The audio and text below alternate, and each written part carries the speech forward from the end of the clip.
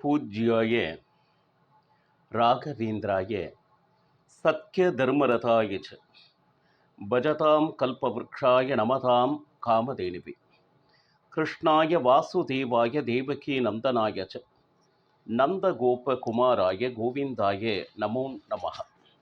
ஐந்தாவது வேதம் என்று போற்றப்படும் மகாபாரதத்தில் உள்ளடங்கிய மிக உயர்ந்த விஷயம் ஸ்ரீமத் பகவத்கீதை. சாக்ஷாத் பகவானின் திருவாயிலிருந்து உதிர்த்த அற்புதமான ஒரு உபதேசம். அர்ஜுனனுக்கு சொல்வது போல இந்த உலகத்தில் வாழ்கின்ற ஒவ்வொருவரும் தெரிந்து கொள்ள வேண்டிய, மனம் எப்பொழுதெல்லாம் சஞ்சலமாகிறதோ அந்த நேரத்திலெல்லாம் அதற்கு விடை கூறுவது போல பகவத்கீதையினுடைய உபதேசம் ஒவ்வொருவரும் படிக்கும் பொழுது அவரவர்களுக்கு பகவான் கிருஷ்ணன் சொல்வது போல தோன்றக்கூடிய ஒரு அற்புதமான ஒரு காவியம் என்று சொல்லலாம், நூல் என்று சொல்லலாம். இப்போ இதுல 3வது அத்தியாயம் பார்த்துட்டு இருக்கோம். 3வது அத்தியாயம் கர்மயோகம். காலை முதல் மாலை வரை நாம் செய்கின்ற அனைத்து காரியங்கள் எப்படி இருக்க வேண்டும்? பகவானை நினைத்து கொண்டே ஒரு காரியத்தை செய்வதனால் அது ஒரு யோகமாகிறது. யோகம் என்றால் இறைவனை காண்பதற்கு உண்டான பாதையில் நாம் செல்கிறோம் என்பது உறுதியாகிறது.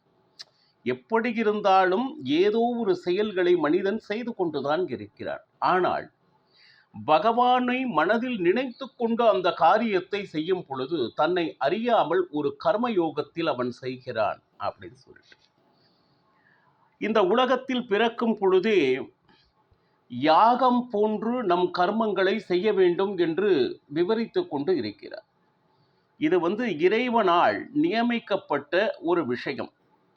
இயற்கை எப்படி இங்கு வாழ்கின்ற ஒவ்வொரு ஜீவனுக்கும் இடைவிடாது தங்களது சேவை அருளை கொடுத்து கொண்டு இருக்கிறதோ, சூரிய சந்திரர்கள், அக்னி, காற்று, இப்படி யார் என்ன என்கின்ற எந்தவிதமான பேதமும் இல்லாமல் அனைத்து ஜீவர்களுக்கும் ஒரே மாதிரியாக அந்த பஞ்சபூதங்கள் இன்னும் எவ்வளவு தேவையானவற்றை கொடுத்து கொண்டு இருக்கிறது.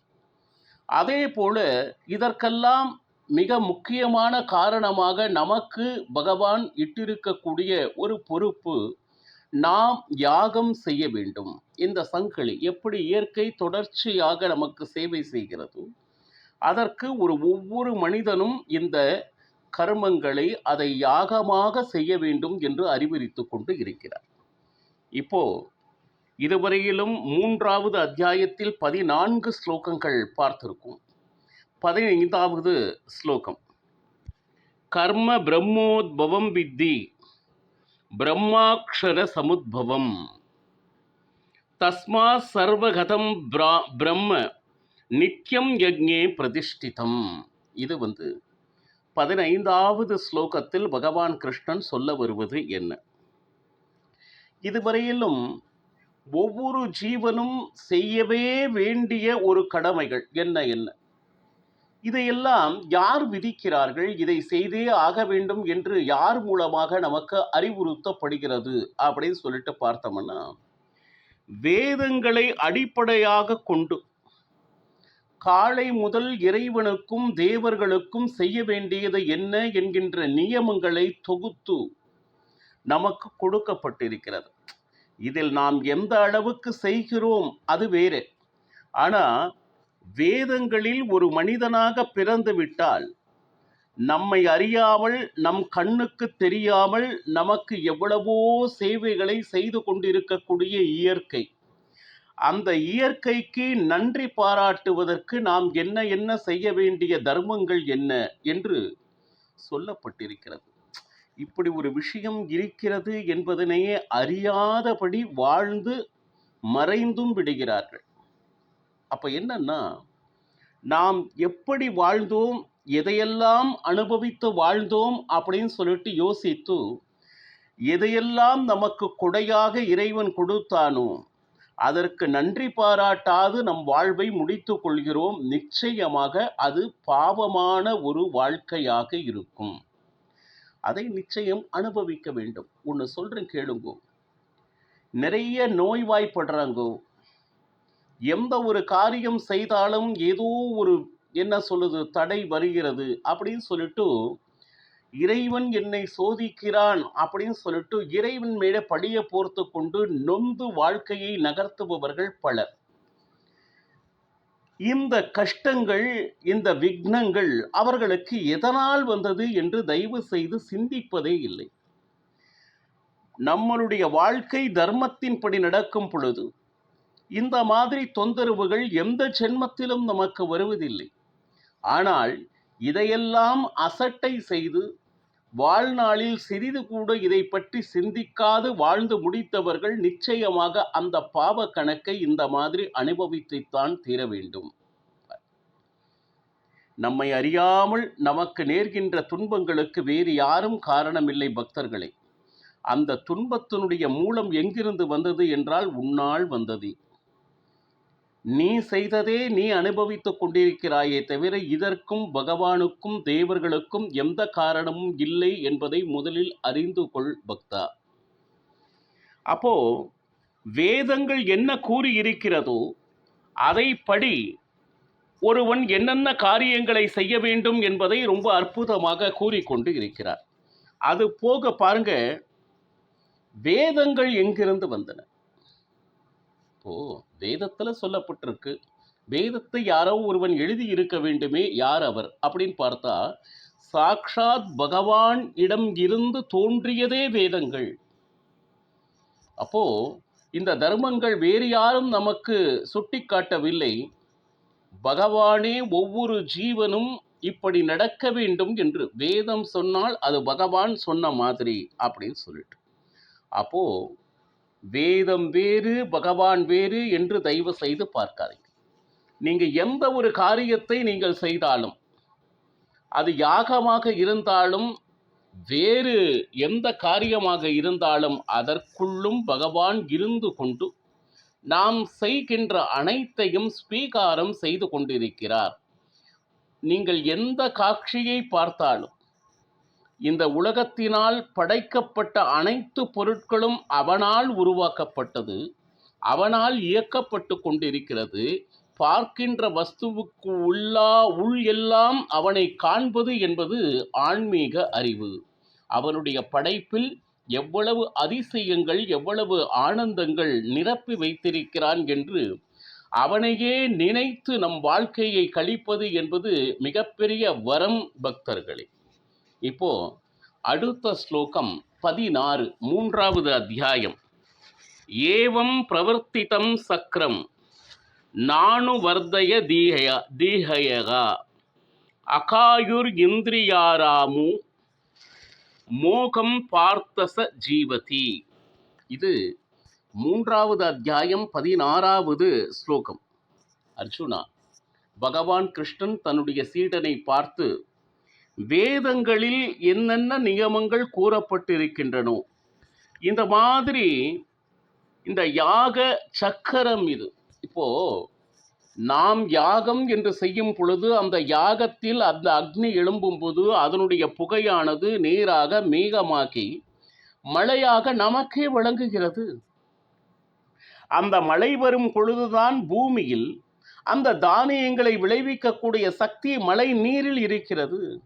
பூமியையும் அவனை படைத்து அந்த தானியத்தை விளைவிக்க அந்த நீரை இப்படி கொண்டு வாருங்கள் அப்படின்னு சொல்லிட்டு அந்த மார்க்கத்தையும் காண்பித்த ஆண்டவன் எல்லா இயற்கையும் தன்னுடைய வேலையிலிருந்து தவறாமல் இருக்கும் பொழுது உனக்கு விதிக்கப்பட்ட கடமையிலிருந்து நீ தவறினால் உலகத்தில் இயற்கையாக என்னென்ன விஷயம் அந்த வட்டம் அந்த சுழற்சி இருக்கிறதோ உன்னால் அது அருந்து போகக்கூடாது.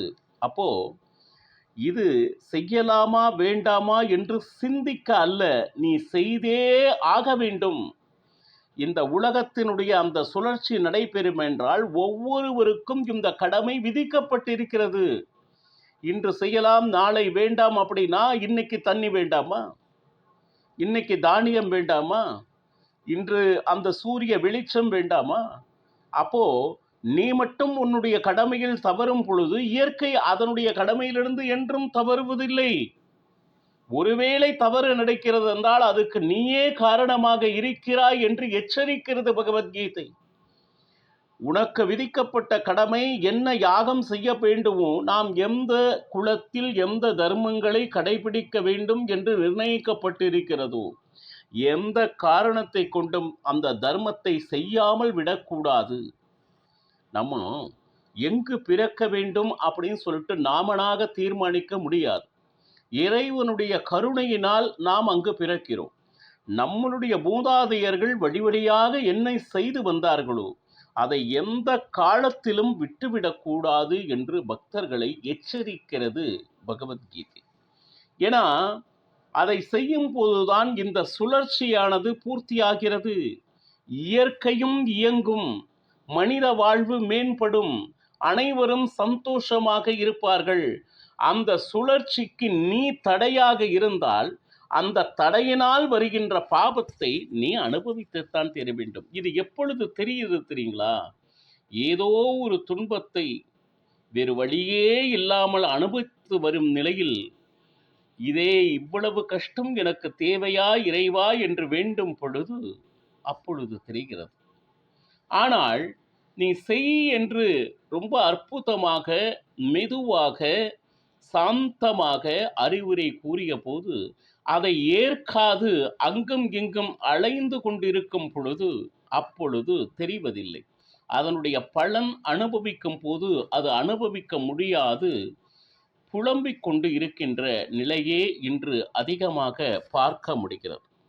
அப்போ இந்த மனித வாழ்வில் இந்த சுழற்சி என்கின்ற யாகத்தை கடைபிடிக்காதவன் அப்படின்னா அவன் வாழ்கின்ற வாழ்வு முழுக்கும் பாவமான வாழ்வு, இறைவன் கொடுத்த வாய்ப்பை தவற விடுபவன் என்றே அர்த்தம். சாதனைக்காக இந்த உலகத்தில் பிறந்திருக்கிறான். பாருங்க, எந்த ஒரு மிருகமும் இவ்வளவு பெரிய சாதனையை செய்ய முடியாது. ஏதா மிருகம் கோயிலுக்குள் போக முடியுமா? இறைவனை வேண்ட முடியுமா? அவன் பதிகம் பாட முடியுமா? அவன் மகிமை கேட்க முடியுமா? சொல்ல முடியும்? இது அனைத்தும் செய்ய முடிந்தது மனித சமுதாயத்திற்கு மட்டுமே. ஆனால் அனைத்து சக்திகளையும் இறைவன் கொடுத்து அப்பேற்பட்ட உத்தமமான பிறவி கிடைத்தும் அதை பயன்படுத்தாது ஒருவன் இருக்கிறான் என்றால் அவன் பிராணிக்கு சமம். பிராணி செய்ய முடியவில்லை, காரணம் அதற்கு சக்தி இல்லை. நீ சக்தி இருந்தும் செய்யவில்லை என்றால் நீ பிராணியை விட கேவலமானவன். அதற்கு சக்தி இல்லை என்ற ஒன்றோடு முடிந்து விட்டது. சக்தி இருந்தும் அதை பயன்படுத்த தெரியாதவன் பிராணிக்கும் கீழானவன் என்று மகாபாரதம் பகவத்கீதையில் பகவான் கிருஷ்ணன் எச்சரிக்கிறார். அப்போ நாம் வாழ்கின்ற வாழ்க்கையே அர்த்தமல்லாத ஒரு வாழ்க்கை ஆகிறது. அது பாருங்க, நம்மளுடைய இந்திரியங்களுடைய சுகத்திற்காக மட்டும் வாழ்பவன் அப்படின்னு சொல்லிட்டு, அப்படின்னா என்னென்ன ரசங்கள் இருக்கிறதோ, என்னென்ன மாயைகள் இருக்கிறதோ அதற்கு அந்த புலன்களின் மூலமாக தன்னை அடிமைப்படுத்தி கொண்டு இந்த மாதிரி ஒரு சுகம் இந்த உலகத்தில் வேறு எங்கும் கிடைக்காது என்று அதை அனுபவித்து வாழ்ந்து கொண்டு, அதாவது புலன் இன்பத்திற்காகவே தன்னுடைய வாழ்க்கையை முழுவதுமாக அர்ப்பணித்தவன் அப்படின்னு சொல்லிட்டு அந்த வாழ்வு எந்த காலத்திலும் பலனற்றதாக ஆகிவிடும் பக்தா என்று எச்சரிக்கிறார். ஏதோ ஒரு தடவை அப்படி கலகலன்னு போய் அது தப்பு இல்லை. ஆனால் அதில் இருந்து வெளியே வர முடியாது. மற்ற எந்த சாதனையும் நீ செய்யாமல் இருந்தாயே ஆனால் உன்னுடைய வாழ்வு பூஜ்யமே என்று எச்சரிக்கிறது. அடுத்த ஸ்லோகம் 17வது ஸ்லோகம். யஸ்து ஆத்மரதிர் ஏவ ஸ்யாத் ஆத்ம திருப்தஷ மானவஹ ஆத்மன் ஏவ சந்துஷ்ட தஸ்ய காரியம் ந வித்யதே. இது 3வது அத்தியாயத்தில் இருக்கக்கூடிய 17வது ஸ்லோகம். எந்த காரணத்திலும் அரிது மானிடராய் பிறத்தல் அரிது. இந்த மனித ஜென்மம் அவ்வளவு எளிதில் வருவதில்லை பக்தர்களே. ஆனால் அப்பேற்பட்ட ஒரு உயர்ந்த ஒரு ஜென்மம் நமக்கு கிடைத்திருக்கும் பொழுது அதனை எந்த காலத்திலும் தன் சுகத்திற்காக மட்டும் உபயோகித்து அந்த வாழ்நாளை தயவு செய்து மகிழ்ந்து கொண்டிருக்கிறேன் என்று நீங்கள் நினைத்து கொண்டிருக்கிறீர்கள். அது தவறான பாதையில் நிரந்தரமில்லாத ஒரு விஷயத்தில் நீங்கள் மூழ்கி கிடக்கிறீர்கள். எந்த ஒரு விஷயமும் பார்க்க வேண்டும். ஓ, இதில் இந்த சுகம் இருக்கிறது என்று நினைக்க வேண்டும். ஆனால் அதனூடே முழுகி விடாதே என்றுதானே எச்சரிக்கிறது. பாருங்க, இப்ப என்ன ஆச்சு, ஒரு சிலருக்கு நான் செய்வது தான் சரி என்கின்ற எண்ணம் இருக்கு. அப்போ அது கிணற்று தவளை. இந்த உலக எப்படி பரவி விழுந்து எவ்வளவு அறிவுபூர்வமான விஷயங்களை பெரியவர்கள் சொல்லிக் கொடுத்திருக்கிறார்கள். அதையெல்லாம் அறிய முற்படாது தான் எதை அனுபவித்துக் கொண்டிருக்கிறோமோ அதுவே நிரந்தரமான சுகம் என்று திருப்தி கொண்டு பாருங்க, அப்போ நான் எந்த கடமையும் செய்ய வேண்டியதில்லை, என்னை சுற்றியுள்ள சுகமே எனக்கு போதும் என்று அவனுடைய பார்வை குறுகி இந்த உலகத்திற்காக நாம் என்ன செய்ய வேண்டுமோ கடமையிலிருந்து தவறியவன் ஆகிறான் என்று பகவத்கீதை எச்சரிக்கிறது. பக்தர்களே, நாளையும் பருகலாம். சர்வம் ஸ்ரீ கிருஷ்ணார்ப்பணமஸ்து. ஹரே ஸ்ரீனிவாசா.